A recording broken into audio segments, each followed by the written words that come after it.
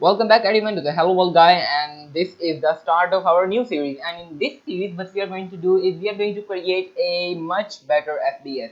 So if you remember in the previous we did an FPS series quite a while back, and in that series it was really a basic FPS because that was a beginner series. Now this is something more of an intermediate. So if you have made the basic series with Unity, if you are completely new, then check out my beginner series. 2D and 3D game going to be really great.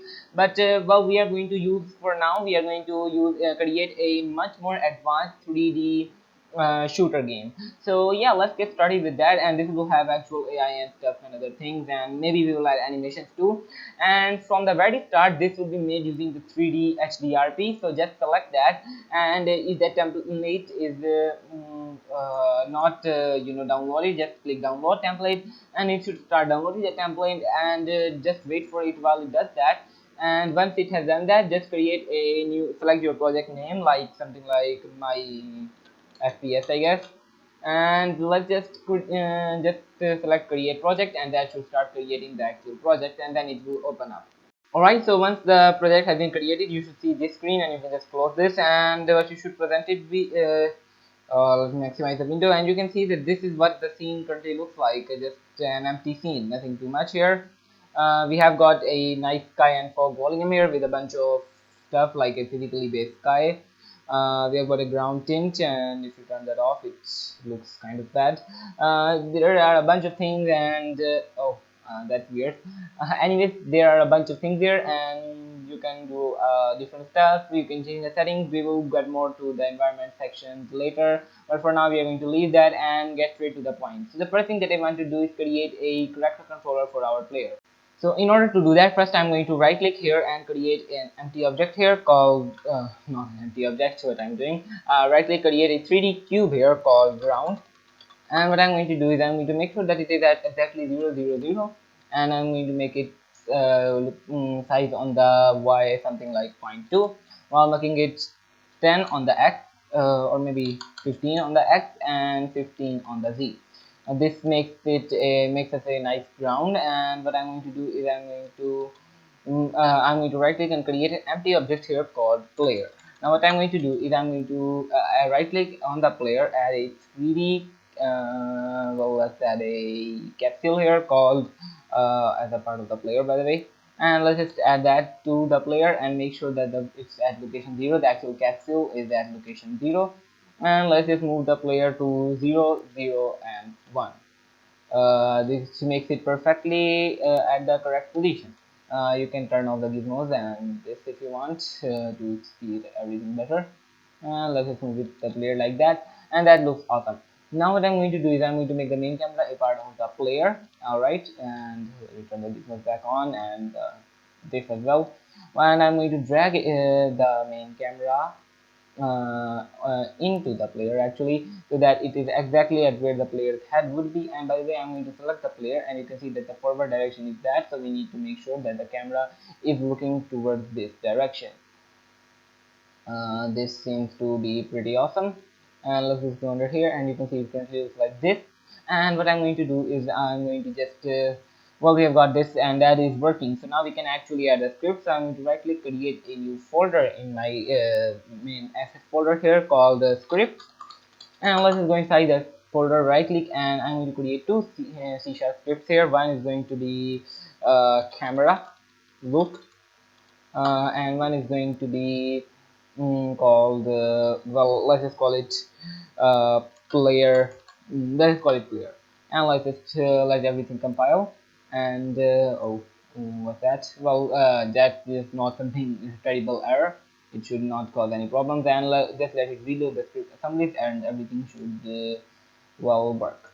And just open up the player script and the camera look script, and VS Code. And what I'm going to do is I'm going to select the player and add the player script to this.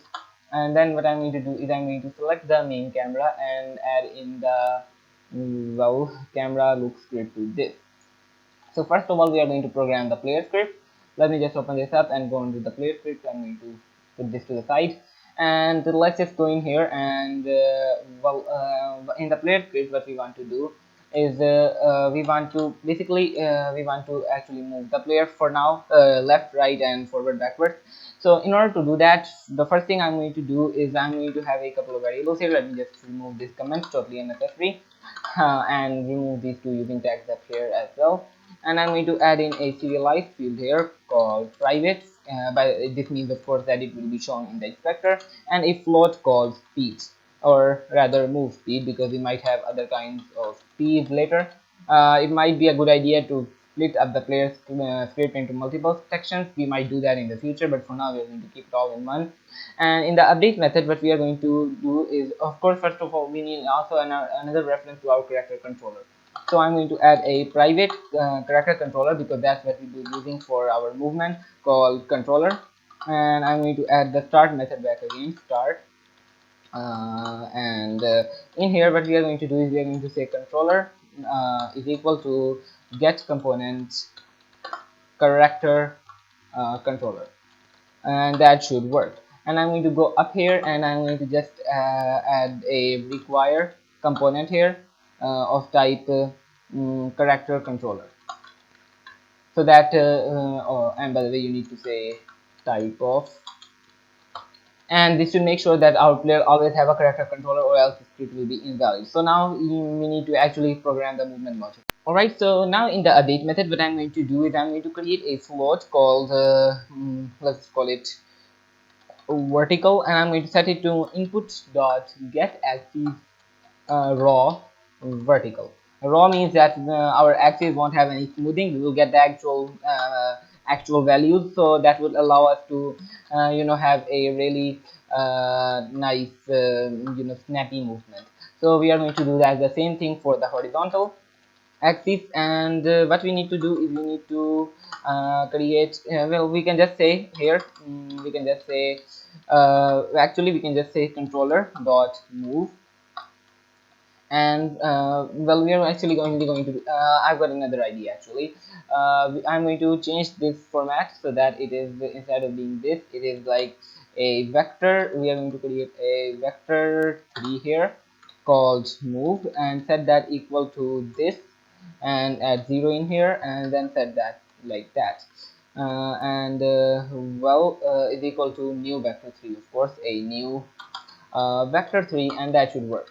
So we are going, but if we just were to say if move dot magnitude, so in order to get if the actual thing is here is greater than like 0.1, which means that we are actually moving, we are going to just say controller, our controller dot move, we are going to call the move method, and we are just going to, for the motion, the actual motion, that's pretty easy to understand, is going to be our move that we have got.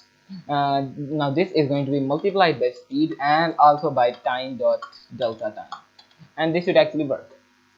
Multiply by move speed, and yeah, this should work. So let's go under Unity and let's compile, and let's see how well that goes. Of course, we need to add a character controller. Let's see if Unity has done that already for us. Let's open a player, select the player. Okay, it's kind of slow, and I'm going to add in a character controller, and it's perfect in size, so I'm going to go under my capsule, and I'm going to remove the collider on that, so that we only have the collider on the player. And I'm going to set the move speed to something like 3 for now, and let's see how well that goes. And if I hit play, what you should see is that I can press W, A, W, S, A, and D to move. Now you can see that well, it's not actually working that well, because we are using wrong values here. This should be vertical, and that should be horizontal, but once we do that, this should cause everything to work. Now I have decided that I'm going to only make short videos and not something that's over like 10 minutes. So I'm going to end this video here, even though we haven't implemented the camera movement, but in the next video we will implement the camera movement as well as jumping. So yes, stay tuned for that, and I'm going to end this video here, and let me just show you how well this works. So once I hit play, you should see that I can use my come on, W, S, A, and D keys to move left and right and around, and of course I can change the speed if I want to move faster or slower depending on that. Currently there is no gravity, but we will implement that ourselves. So yeah, I will see you in the next video. Make sure to like and subscribe so that you don't miss the next one. And well, bye.